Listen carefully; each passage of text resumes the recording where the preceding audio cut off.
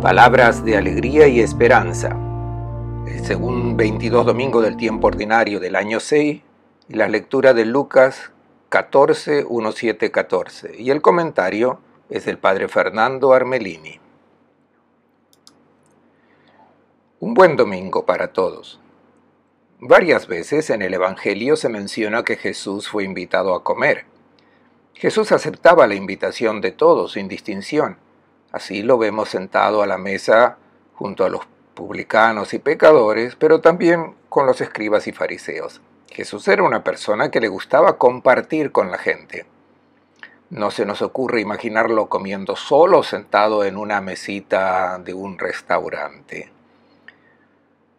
Como sabemos, la comida es el momento del encuentro, de estar juntos. Durante la comida se comparten los ideales, los afectos, la experiencia, se crea amistad. Sabemos que hoy, muchas veces, por razón de trabajo, muchos tienen que comer solos, por la prisa, pero esto no es muy saludable, porque se pierde el clima de fraternidad, de la comunicación relacionada con el hecho de comer juntos. Cuando uno está en la mesa con otros, la comunicación es normal. Tanto ahora como en tiempo de Jesús, el que es invitado a un banquete sabía que debía atenerse a las normas de etiqueta. Son normas que existen en todas las culturas. Algunas se comparten entre pueblos. En el libro del Eclesiástico tenemos 2 capítulos, el 31 y 32, que están dedicados a los modales durante la comida. Se los recomiendo para que los lean porque son sumamente interesantes todas las disposiciones que se dan. Por ejemplo, se dice que cuando estés a la mesa, donde tu vecino mira, no pongas tú la mano, 31:14. Y también, sírvete lo que te pongan delante, no seas glotón y no quedarás mal, 31:16. Luego, respecto a la conversación durante la comida, se dirige al joven y le dice: tú, joven, habla si es indispensable y no más de 2 o 3 veces, si te lo piden. Resume tus palabras, di mucho en poco espacio, sé como quien sabe y se calla, 32, 7 y 8. Estas eran algunos modales de aquel tiempo. Luego tenemos también las disposiciones de los lugares en la mesa. Esto era muy importante. Los primeros puestos eran reservados para las personas importantes a quienes se debía servir primero, y así podían escoger los mejores alimentos. Luego estaba el problema de los invitados, lo mismo que hoy. ¿A quién se podía invitar para la comida? En tiempo de Jesús había que tener mucho cuidado para no poner juntos a gente incompatible. Así los fariseos no podían estar con los publicanos y los pecadores. Los escribas nunca se sentarían a la mesa junto con los pastores.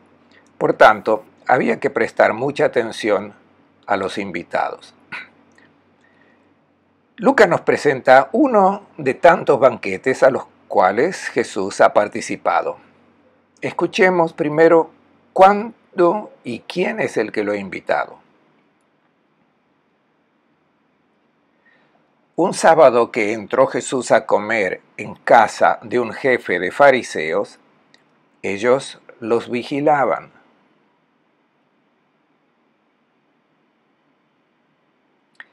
Es sábado. Luego de la celebración litúrgica en la sinagoga, la gente regresaba a sus casas para la comida.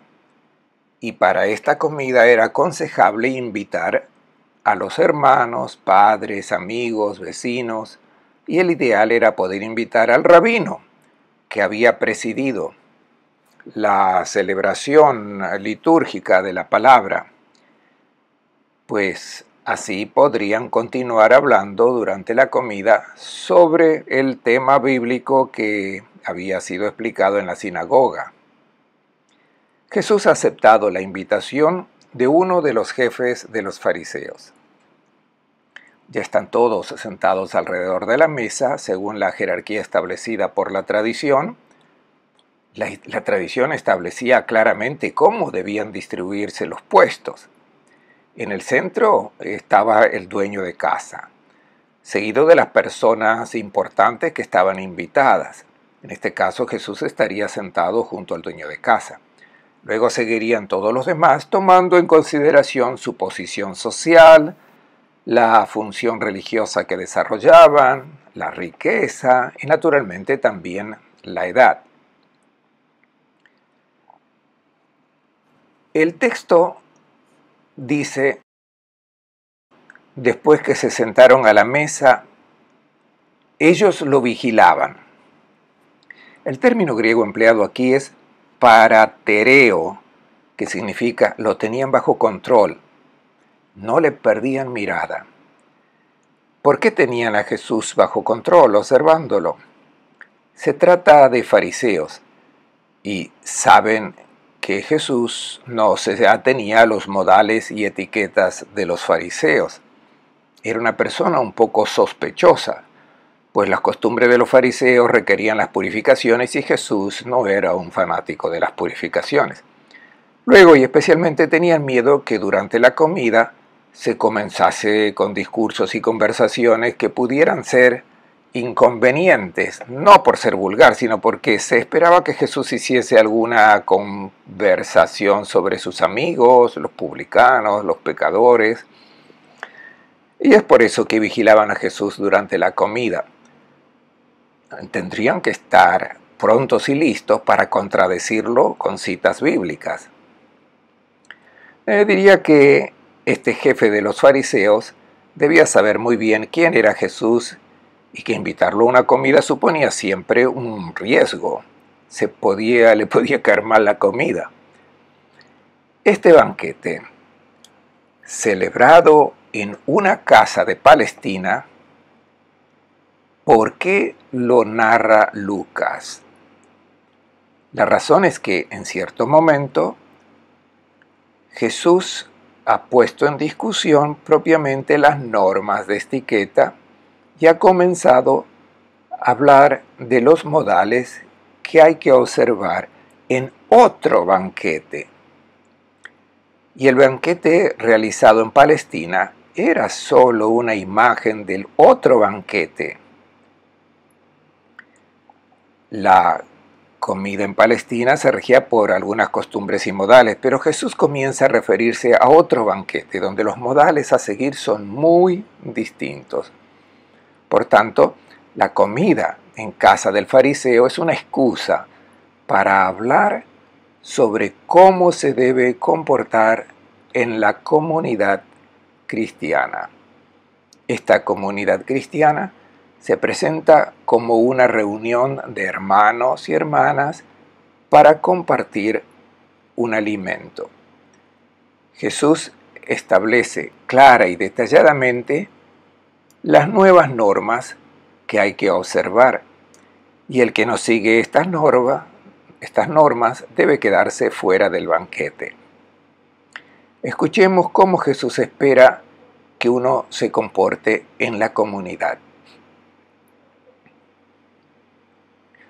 Observando cómo elegían los puestos de honor, dijo a los invitados la siguiente parábola: cuando alguien te invite a una boda, no ocupes el primer puesto, no sea que haya otro invitado más importante que tú, y el que los invitó a los dos vaya a decirte que le cedas el puesto al otro. Entonces, lleno de vergüenza, tendrás que ocupar el último puesto. Cuando te inviten, ve y ocupa el último puesto. Así, cuando llegue el que te invitó, te diga: amigo, acércate más, y quedarás honrado en presencia de todos los invitados, porque quien se engrandece será humillado, y quien se humilla será engrandecido. Jesús les narra una parábola a los invitados. Tomen nota que el banquete al que Jesús participa se convierte ahora en una parábola destinada a los invitados.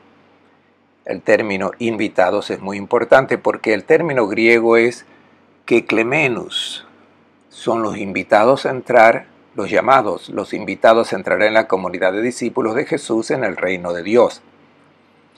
Por tanto, Jesús se dirige a los invitados de hoy, o sea, a todos nosotros, pues nos quiere enseñar las normas que se deben seguir en este banquete, dentro de esta comunidad. ¿Cuál es el comportamiento? Jesús nota que algunos buscan los primeros puestos. En la casa del fariseo, allí donde Jesús fue invitado aquel sábado, esto era impensable que pasase, pues los lugares estaban ya muy bien definidos. Es a los cristianos de hoy, a los llamados hoy, a quienes se dirige Jesús, que nota que muchos buscan todavía los puestos de honor, los primeros puestos. ¿A qué aspira la gente? Todos buscan subir, a sentarse en el trono, a ser servidos, y la compulsión es tan fuerte que para satisfacerla la gente está dispuesta a todo, incluso a intrigas, a traiciones, a extorsiones, recurren a recomendaciones, a amistades, una amistad que luego desaparece cuando ya no sirve más. Los cristianos son gente como los demás, y esta compulsión existe también muy fuertemente en ellos. Hay que tenerlo en cuenta, esta es la condición natural, lo que una vez antiguamente se llamaba el pecado original, que es la condición con la que nacemos. Si no lo tenemos presente, arriesgamos a sentirnos tranquilos porque estamos bautizados, asistimos a misa, y así arriesgamos el comportarnos todavía según los modales y costumbres de este mundo. Los cristianos tienen otros modales, los que Jesús ha enseñado, y son los que hay que observar en este banquete. ¿Cómo se comportan los cristianos de hoy en su profesión? ¿Se comportan verdaderamente de una manera distinta a los demás? ¿No sucede acaso en la vida familiar, en casa, que se busca hacerse servir por los demás? Cuando se trata de servicios muy humildes, siempre se busca encargarlo a los demás, aún entre las familias cristianas. ¿No pasa acaso entre los hijos que discuten a quién le corresponde sacar la basura? Y este problema también existe al interior de la comunidad cristiana. Sabemos por la historia de la Iglesia cuántas cuestiones acabaron mal por causa de seguir estas costumbres, a causa de la codicia del poder, los títulos honoríficos, los primeros puestos. En la celebración eucarística, una persona se ofrece a servir para ser notada, para hacer una autocelebración. Estemos atentos porque esto no sucede solamente en la jerarquía eclesial, como todos hemos pensado. Se manifiesta también en los servicios más humildes de la comunidad. Aparece siempre muy sutilmente de lo profundo del corazón, aún en las personas más comprometidas. Este deseo de ocupar y crear espacios de poder. Para poner un ejemplo banal, si un párroco le ha encargado a una señora estar a cargo de las flores y esta mujer nota y otra mujer nota que falta un poco de agua y se intromete, va ella misma a poner agua, la primera le dice: ¿qué se ha pensado esa? Yo soy la encargada. En el fondo es apoderarse de un espacio de poder. No se lo considera solamente como un servicio humilde para la comunidad. Vigila, pues, esta compulsión porque destruye nuestras comunidades. Y ahora llega la lección de Jesús para los llamados. Cuando alguien te invite a una boda, lo primero que hay que tener presente: tú no eres el dueño, has sido invitado a este banquete por alguien. Ese alguien es claramente Dios. Dice Jesús: está atento al lugar en este banquete, atento a lo que Otros eligen, porque luego las cosas se invertirán. Si buscas el primer puesto, acabarás en el último, con mucha vergüenza. En la Biblia, vergüenza significa derrota. Por tanto, está atento porque si te equivocas de lugar en este banquete, arriesgas fallar en la vida. Si buscas la grandeza de este mundo, no encontrarás la verdadera grandeza, sino la hidropesía, que es una enfermedad, una hinchazón. Jesús dice que cuando alguien te invite, debes elegir inmediatamente el último puesto.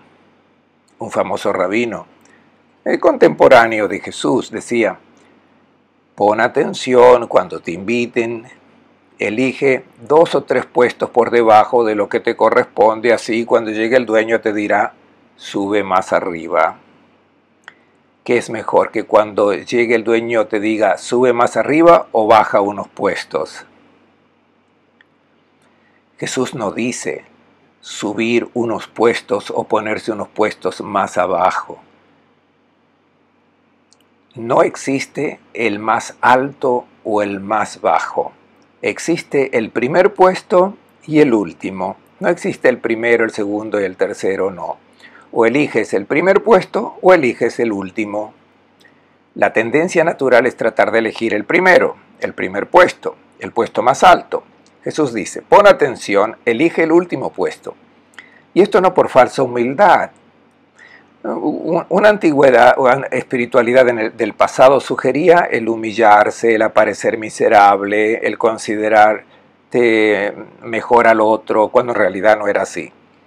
Esto llevaba a no tomar conciencia de los bienes recibidos de Dios y del deber de hacerlos fructificar al máximo y ponerlo al servicio de los demás. La verdadera educación cristiana no debe hacernos sentir menos de lo que somos, todo lo contrario. Nos tiene que hacer sentir servidores atentos a las necesidades de los demás. Por tanto, la verdadera humildad es aquella que nos hace sentir siempre dispuestos a poner todas nuestras capacidades, todas nuestras cualidades a disposición de los demás. Es la disposición del que está siempre dispuesto a recibir órdenes de todos, y serán muchos los que te pidan una ayuda. ¿Por qué lo mejor es el último puesto? Porque es el puesto del servidor, es el puesto de Jesús, es el puesto de Dios. La compulsión de tener el primer puesto es tan fuerte que hemos creado a un Dios que está arriba y que quiere ser servido. Lo hemos inventado nosotros. Tanto es así que Dios vino a hacerse ver y se hizo ver como servidor, que elige el último puesto.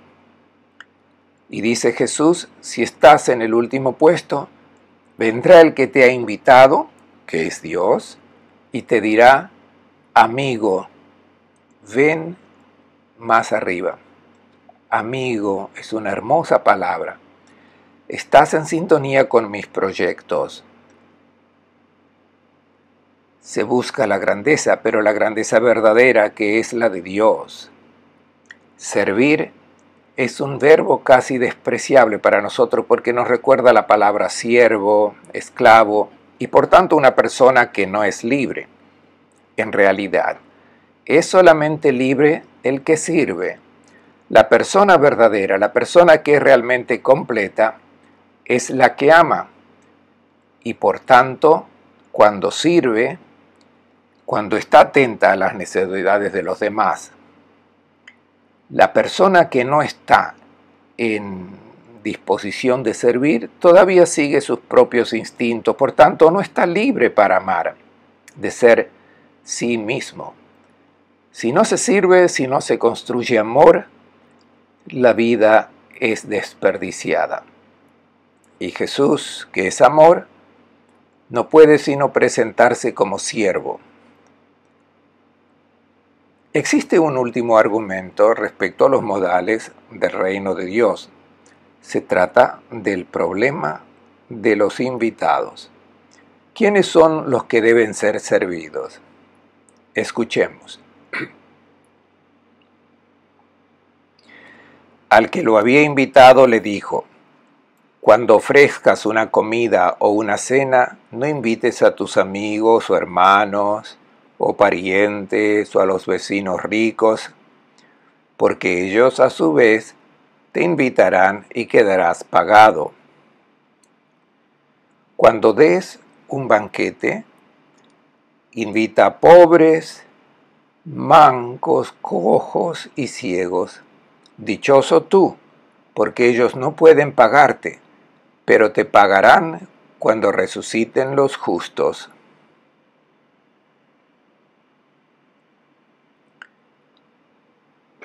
Jesús quiere esclarecer muy claramente quiénes deben ser invitados y por tanto los que son servidos en este banquete de la comunidad cristiana. Y se dirige al que lo ha invitado. ¿Quién es? El fariseo. No el fariseo de hace 2000 años, sino el fariseo que hoy organiza este banquete de la comunidad cristiana. El fariseo que está presente en toda comunidad cristiana es el que piensa según los modales antiguos, los modales de este mundo. Existen estos modales aún dentro de la comunidad cristiana que le cuesta aceptar estas disposiciones dadas por Jesús. Por ejemplo, recordemos lo que dice Santiago en su carta. Supongamos que cuando ustedes estén reunidos entra uno con un anillo de oro y traje elegante y entra también un pobre andrajoso, y ustedes fijan la mirada en el de traje elegante y le dicen: siéntate aquí en un lugar, un buen puesto, y al pobre le dicen: quédate de pie o siéntate allí en el suelo. Santiago 2:3. Cuando ustedes se comportan de esta manera, ¿qué modales están siguiendo? ¿El nuevo de Jesús o el antiguo? El criterio instintivo es hacer el bien, pero no gratuitamente, sino para recibir algo en cambio, y esto lo sabe Jesús. Y este servicio que se ofrece a los amigos, a los hermanos, a los parientes, son servicios a los que pueden devolver el favor. Esto es lo que pasaba en tiempos de Jesús. Eran famosas las jaburot, o sea, las fraternidades, los grupos farisaicos, donde solamente eran aceptados los justos, los puros, y se invitaban entre ellos. Jesús dice que ahora comienza una modalidad nueva. Es el banquete de la gratuidad, del servicio hecho para quien tenga necesidad, no para aquellos que me puedan devolver el favor. En este banquete de la comunidad cristiana no se puede pensar en intereses y ventajas personales. El punto de referencia es siempre la necesidad de los demás, incluso la del enemigo. Dice Jesús: cuando des un banquete, invita a los pobres, a los mancos, cojos y ciegos.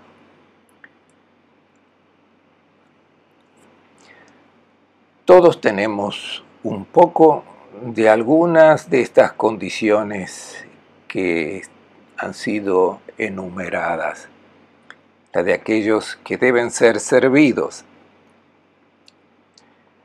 Los pobres, ante todo, son aquellos que en este banquete están esperando que tú, que has recibido ciertos dones, los compartas con ellos. Jesús dijo que los pobres estarán siempre con nosotros, porque nosotros no somos autosuficientes. Tenemos riqueza y pobreza. La riqueza es lo que debemos compartir con los que tengan necesidad. Y nosotros, cuando somos pobres, esperamos recibir lo que otros tienen y nosotros necesitamos. La característica de los modales de Jesús es la atención y el servicio gratuito, no de hacer favores a aquellos de los cuales espero recibir algo en cambio, sino que yo gratuitamente doy mi servicio a quien lo necesita. Estos son los nuevos modales. Luego, los mancos, el término griego anapeiroi, del verbo anaperao, que se refiere a aquellos que hacen un esfuerzo por levantarse pero no pueden, logran dar un paso pero luego vuelven a caer. Todos somos un poco así. Y ahora, en la comunidad cristiana, estos son los que deben ser servidos. Hay que ayudarles a que se pongan de pie. Los que no se pueden tener de pie desde cualquier punto de vista, incluido desde el punto de vista material, tienen necesidad de una ayuda. El discípulo auténtico en la comunidad cristiana es aquel que presta atención a esta gente. Luego están los ciegos, los que no pueden ver, los que se van fuera de camino. Van fuera de camino, pero no por maldad, sino porque se equivocan. Entonces, atención, estas son las personas que deben ser servidas. Los cojos son los que caminan mal. Estos eran excluidos del templo del Señor porque en la asamblea de los israelitas debía ser compuesta solamente por gente íntegra, perfecta, pura, sin defecto. Jesús dice que no existen las discriminaciones. Todos, incluso con estas debilidades, son miembros de la comunidad cristiana a quienes hay que ayudar gratuitamente y poner toda la atención en ellos. ¿Cuál es el premio? Porque tú no recibes la recompensa de aquellos a quienes has servido. Jesús dice, dichoso tú porque ellos no pueden pagarte. Es una de las 44 bienaventuranzas que encontramos en el Nuevo Testamento. Dichoso tú porque ellos no pueden pagarte. Ser dichoso es un cumplido, es un halago que Dios te hace. Muy bien, hiciste la opción perfecta. Tú has acertado en la vida. Te pagarán cuando resuciten los justos. La lógica del don gratuito lleva riesgo. Te hace sentir un perdedor a los ojos del mundo porque te pudiste aprovechar de los dones que tienes y hacerte pagar y enriquecerte más. A los ojos del mundo, que sigue unos modales diferentes, eres un perdedor. Jesús dice, eres dichoso. El que ama y tiene como único objetivo la búsqueda del bien del hermano, se asemeja al Padre del cielo. Hace la experiencia de la misma felicidad de Dios, porque la felicidad de Dios está toda aquí. Ver feliz al otro. Se realiza la promesa de Jesús, será grande la recompensa de ustedes. ¿Cuál es la recompensa? Ser semejante al Padre Celestial. Les deseo a todos un buen domingo y una buena semana.